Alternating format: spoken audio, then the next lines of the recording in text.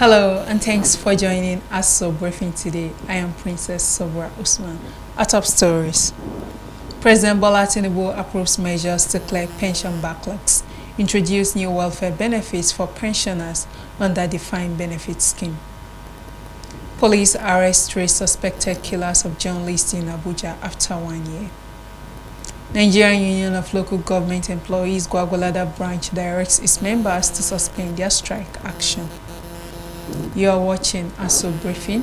You can watch us live on DSTV channel 392, StarTimes TV channel 127, Free TV channel 507, UHF band on channel 38. President Bola Tinubu has approved a series of measures to clear pension backlogs and introduce new welfare benefits for pensioners under the Defined Benefit Scheme, the Pension Transitional Arrangement Directorate in Abuja. The approval follows a formal request by PITA's Executive Secretary Tolulope Odunaya seeking an emergency budgetary allocation to implement pension reforms and welfare benefits for the scheme's retirees. A statement from PITAT states that President Tinubu has approved a series of far-reaching measures aimed at enhancing the welfare of defined benefit scheme pensioners in line with the Renew Hope agenda. Recall that the ES of PITAT Tolulope had earlier made a formal submission to the presidency requesting consideration for an emergency budgetary allocation to implement key pension reforms and welfare benefits. The measures include a 32,000 naira pension increment percentage increases for pensioners of defunct and privatized agencies, pension harmonization for all DBS pensioners, enrollment into the National Health Insurance Scheme, and settlement of long-standing unfunded pension liabilities. The statement signed by the PITA's head of corporate communication, Olubenga Ajayi, the directorate said the president has given the green light for additional budgetary allocation to fully implement the new pension rates, adoption of the harmonization policy in 2026 pension budget, and health insurance coverage for all DBS pensioners under the 2026 budget. The statement added that the balance of inherited unfunded pension liabilities owed to NITEL, MTEL pensioners, as well as arrears owed to other parastatal pensioners will be included in the 2026 budget proposal. The ES also expressed gratitude to the President for what she termed historic approvals, noting that the reforms will address long-standing disparities in pension rates and improve access to health care for retirees. According to her, the measures will be implemented in phases in collaboration with relevant government agencies to ensure smooth execution. The Directorate assured pensioners that it remains committed to their welfare and will continue to prioritize initiatives that protect their rights and improve their quality of life. And 3 suspects have been arrested by operatives of the Federal Capital Territory Police Command attached to Pape Division in connection with the murder of Mr. Azubuko Nwakama, a staff member of Liberty Radio, who was attacked and robbed on 14th June 2024 at Panteka Market in Pape, Abuja. According to a statement issued by the command spokesperson SP Josephine Adin, following the incident in June 2024, the detectives from Pape Division immediately launched a comprehensive investigation. SP Adin recalled that the suspect had disposed the victim of his mobile phone and other valuables, adding that despite extensive tracking efforts, the device remains switched off, making it difficult to trace. She disclosed that the investigation team remained on the case for over a year, closely monitoring possible digital traces linked to the stolen phone. The police spokesperson noted that the breakthrough came on 2nd of August 2025 when the victim's phone, a Redmi 13C, was switched on, saying that it was immediately tracked to 32-year-old Mutari Lawal from Kano State, who was promptly arrested. The statement further noted that during interrogation, Mutari confessed to attacking and stabbing the deceased before making away with his valuables. The police image maker said he named his accomplices as Dan Asabe Ibrahim, 22-year-old from Zamfara State, and Danjuma Ibrahim, 18 years, both of no fixed address in Pape, with whom he carried out the crime.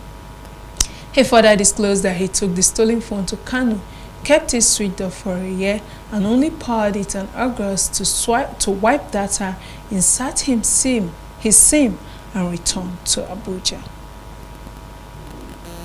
The Nigerian Union of Local Government Employees Gwagwalada branch has directed its members to suspend their strike action following the payment of outstanding arrears by Gwagwalada Area Council Management, and a letter signed by the Council Union Secretary, Comrade Jato Al-Hassan. The union expressed appreciation to the chairman of Gwagwalada Area Council, Alhaji Abubakar Jibrin, for promptly settling the debt. The union had gone on strike about 2 weeks prior after the state leadership called off its 3-month strike due to the council's failure to meet its obligations. However, with the payment of the arrears, including the new national minimum wage and additional 3-month salary, staff are expected to resume their normal duties immediately. Council staff who spoke with Aso Radio and Television Services described the development as a welcome news, promising to work diligently as civil servants to contribute to the development of the council, despite the brief disruption caused by the strike. Minister of Agriculture and Food Security, Senator Abubakar Kyari, has said that the federal government remains focused on transforming the agricultural landscape to meet Nigeria's growing food demand as a way of addressing food insecurity. The minister, while on a working visit to Jangwa Rice Farm in Ayekeka, Awe local government area of Nasarawa State over the weekend, said by harnessing opportunities linked within the agricultural ecosystem, the President's administration will, alongside food security, achieve economic diversification as well as empowerment of youth and women. He said all agricultural policies of the present administration are aimed at closing the country's food demand deficit and achieving sustainable food systems, maintaining that the federal government will work closely with the state government and private sector partners to strengthen Nigeria's food security architecture. The minister commended the state governor's initiative, assured of the federal government's continuous support, and pledged to return after harvest to assess the positive impact of the initiative on lives of the people. As we were coming here, you could see the rural roads that was undertaken by the state government, the opening of the expanse of agricultural land, and look at what we are seeing here today. Look at this expanse. You know, Mr. President has challenged us to increase land production. Nigeria, we have 70 million hectares of arable land, but only utilizing 50% of it, 35 million. We have a growing population, and unless and until we capture the additional, so what we are seeing here, you can see stumps of trees that have been falling, the cleared. All this place was almost unutilized forest, and now you can see now it's been turned into an agricultural haven. So for me, this is an exciting initiative. It is something that is in alignment with the renewed hope of His Excellency Mr. President to increase food production, to increase productivity. He expressed faith in the capability of the initiative to further boost Nigeria's rice production to match consumption's demand. Our demand for rice in this country is hitting about 10 million today. We are producing about 9 million tons. We have a short gap of less than 10%. With this initiative, we will cover within no time. We're going to bridge that deficit gap of rice. So, Your Excellency, the Governor of Nasarawa State, this is an initiative that is worthy of emulation and commendation. We commend you and appreciate the effort that you're doing. I mean, you could see the youths that have been uplifted. You could see the joy and happiness in their faces. This is exactly what we want. Nasarawa State Governor Engineer Abdullahi Sule, in his remarks, pride Nasarawa State as one of the top rice-producing states and currently the largest producer of sesame in the country. He revealed that the initiative already provided an opportunity to positively engage the youth and women in farming and also reduce crime rates in the state. After the removal of subsidy, after the unification of the foreign exchange, it gave us the opportunity to begin to see improved revenue. So with that improved revenue, agriculture is usually a big investment. And it's an investment that you are not likely going to see a return in good time. But you have to look at the benefit of the agriculture. The benefits one is what the minister has seen and is impressed. You can see all the youth in this area have been engaged. So they are working. They are not only working and getting the daily bread, they are also working and having the opportunity to learn the technology. Some of them couldn't drive tractors. Today they can drive tractors. According to a statement by the Assistant Director of Information in the Ministry of Agriculture, Mr. Ezeajai Kemefuna said the farm site visited is 1,300 hectare rice farm in Jangwa, Nasarawa State, one of the legacy agricultural projects of Governor Abdullahi Sule. The farm divided into 3 segments: Block A, 250 hectares, Block B, 350 hectares, and C, 700 hectares, is a model of youth and women engagement in commercial agriculture and sources high-quality seeds, Faro 45, Faro 61 from Olam, which also serve as the major off-taker of the paddy. The acting chairman of the Federal Character Commission, FCC, Mr. Kayode Oladele, has raised concerns over the lack of cooperation from some government agencies and state governments in implementing the Commission's constitutional mandate to promote unity and fairness in public service. The FCC chairman, in a presentation during an interactive section with members of the House Committee on Federal Character at the National Assembly, called for legislative support to amend the FCC Establishment Act, proposing an expansion of the Commission's constitutional powers to include digital monitoring, recruitment audits, enforcement mechanisms, and protection of civil rights as guaranteed by the Constitution. Mr. Oladele also appealed for improved budgetary allocation to enable the Commission effectively discharge its duty. This as he emphasized that the principle of federal character was enshrined in the Constitution as foundational element of national integration and justice, and not an afterthought. He bemoaned the fact that several ministries, departments, and agencies, as well as some state governments, continue to frustrate the Commission's effort by denying its oversight authority. Chairman House Committee and former Deputy Speaker Idris Wase, in addressing the challenge, said mandate of the Commission is to ensure fair distribution of personnel and infrastructure across the country, adding that once it is done, there will be no complaints of marginalization from any part of the country. He frowned at some agencies of government that are seeking to either take over the duties of the Commission or work with them in the performance of their duty. The Executive Director, Resource Center for Human Rights and Civic Education, said Dr. Ibrahim Zikrullah is calling for robust representation and recognition of the original inhabitants of the Federal Capital Territory. He made a call during the Grand Cultural Rally of the FCT Original Inhabitants, commemorating the 2025 United Nations International Day of the World's Indigenous People. Here's the report put together by our correspondent and presented from our studios. The reports. Joining other tribes across the globe to celebrate the United Nations International Day of the World's Indigenous People, native tribes from around the FCT gathered at the Old Parade Ground in Abuja to celebrate their indigenous cultural heritage.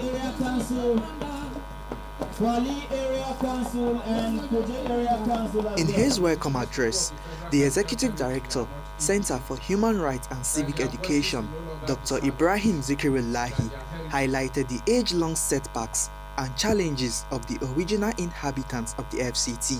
For decades, they have endured landlessness, ancestral land seized without consultation, compensation, or restitution.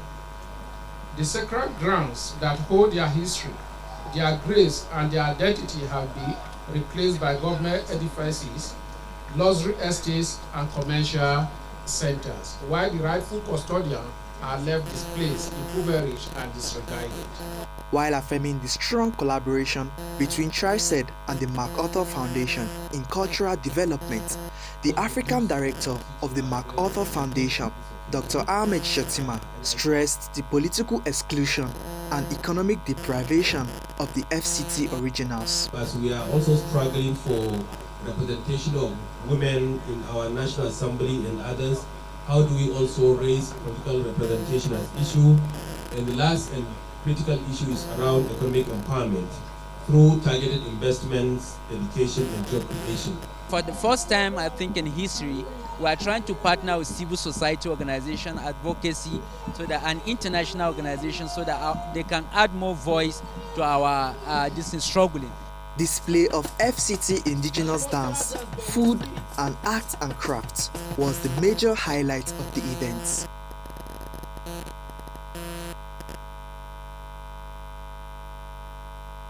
And when Aso Briefing returns, we bring you business and more stories. To join us after the break. Good evening and welcome to the greatest show on earth. This is a people's game. They will be bubbling about this one for weeks and months to come. Let's go! Lights, camera, action. Put your mind on it, live the life that you remember.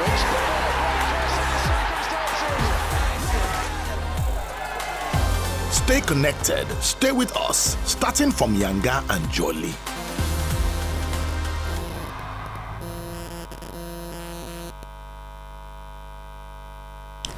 Welcome back. Moving on, Mr. Usman Jia, an aspirant who ran in the All Progressive Congress primaries for the Kwali Area Council, has defected to the African Democratic Congress. Jia made this announcement before his supporters in Kwali. Our correspondent Abdullahi Mukhtar completes the report. Despite the ADC already having Honorable Jeremiah Bandoji as its flag bearer, Jia's defection has thrown a new twist into the political landscape of Kwali Area Council, declaring that he is now the ADC candidate for the council. Addressing his supporters, Jia described the day as a great one for the political future of Kwali, saying his decision was a collective one with his people following the outcome of the APC primaries. I always abide by the suggestion or opinion of my people. And the people said about last 3 weeks ago that we must get another platform. And we set up a committee, and by the special grace of God, we are able to run on ADC today. Jia urged his supporters to maintain peace and be active and courageous in the tasks ahead. He also announced that his team has put in place necessary arrangements to mobilize his people for the independent National Electoral Commission INEC voter registration exercise. We have put in a very formidable structure to mobilize our supporters and make sure they are registered by the special grace of God. That arrangement is on ground. Ours is INEC should conduct a free and fair election. The defection has generated mixed reactions among Jia's supporters, with some expressing their views on the new development. I think we have the right, since they prefer to do without the people, then we will go to the people and take them to the promised land. That is why we are going to another party. The Gwari man we have been ruling Kwali Area Council for many years. I want this, let's rotate it so that there will be unity in Kwali Area Council, so there will be justice in Kwali Area Council. In democracy, the majority carry the vote. Where your people are going, you cannot say only you will remain in one place, you will not be going. So democracy is for the people. As we go back to ADC, we see the movement is very, very clear. We are ready to work to the ADC. As the FCT Area Council elections draw nearer, more cross-carpeting and strategic maneuvering are expected within the political class as they vie for victory. Abdullahi Mukhtar, Aso Television News.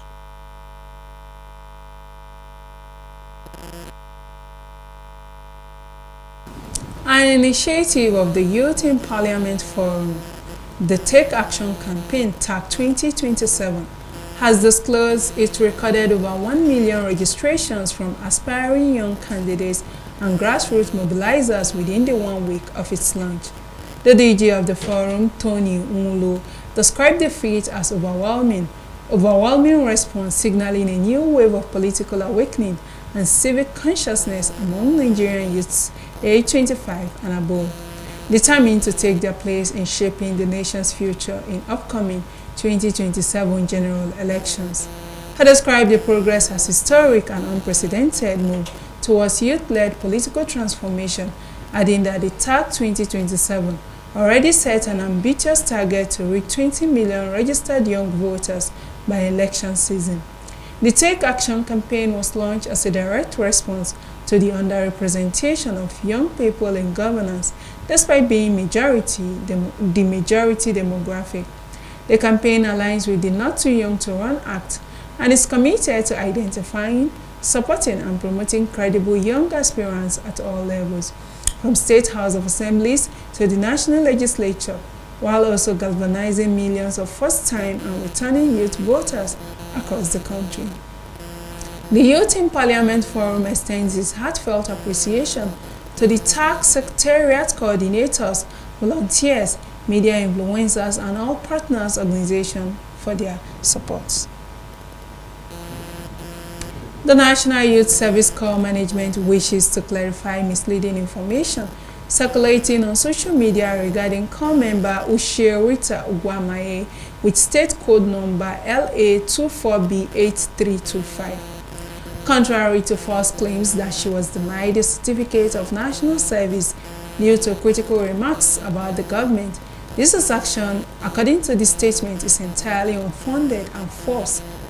Rita, according to the statement, is among the 131 Corps members whose certificate of national service were withheld for valid disciplinary reasons. Specifically, her service year has been extended by 2 months for failing to attend the April 2025 biometric clearance, a decision that aligns with the NYSC bylaws. It is important to note that the extension is a standard procedure and not unique to her case, and the principle of equal treatment was only applied in this case. The NYSC management thus urge the public to approach the matter with understanding, as extending service for non-compliance is a long-standing tradition within the NYSC and should not be politicized. The management of the scheme remains committed to discharging its mandate in line with the dictates of the Constitution. The former Inspector General of Police, IGP Mike Okiro, has advised noble ladies to make their voices heard in the country's politics and other lives endeavor.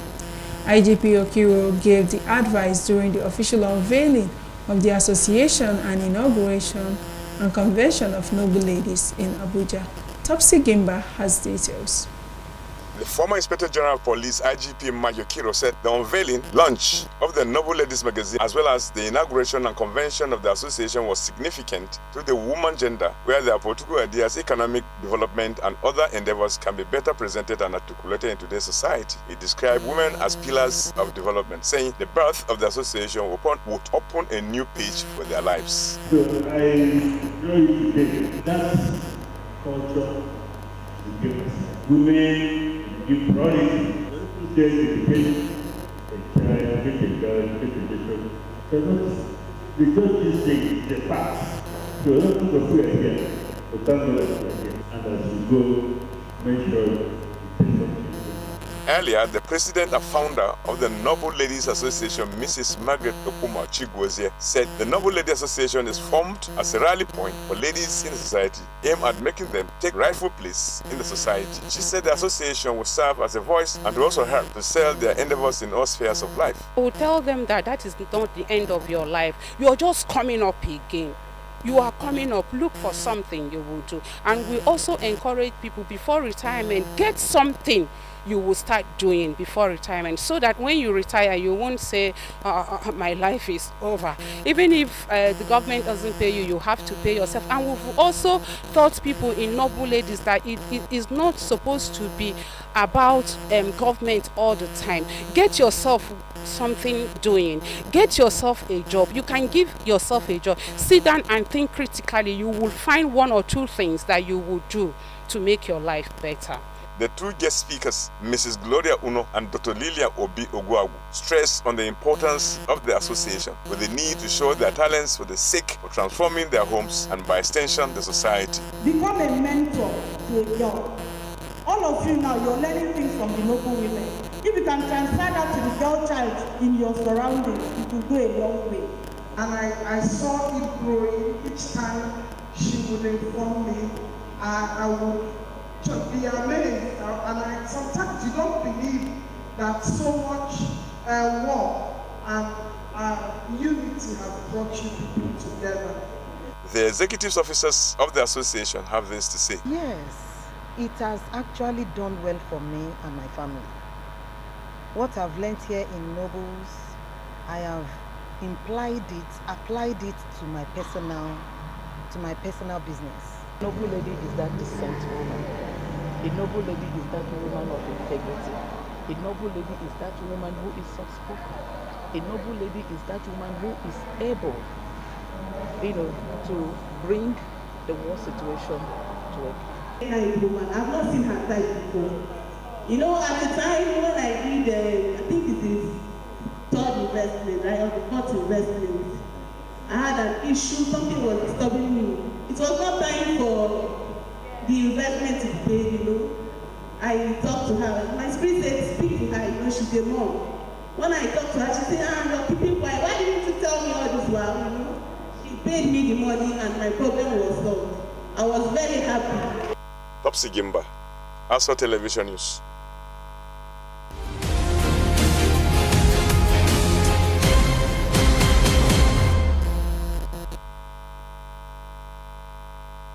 And on business, Nigerian Export Promotion Council has announced that Nigeria's non-oil export rose by 19.59% during the first half of 2025. Executive Director and Chief Executive Officer NEPC, Mrs. Nonye Ayeni, disclosed this in Abuja during the presentation of the progress report on the non-oil export for the first half of 2025, while highlighting benefits of President Tinubu's Renew Hope agenda. Business correspondent Ile Media will bring us details of that in our subsequent bulletin. And that's Aso Briefing for today. Many thanks for watching. I am Princess Sobor Usman.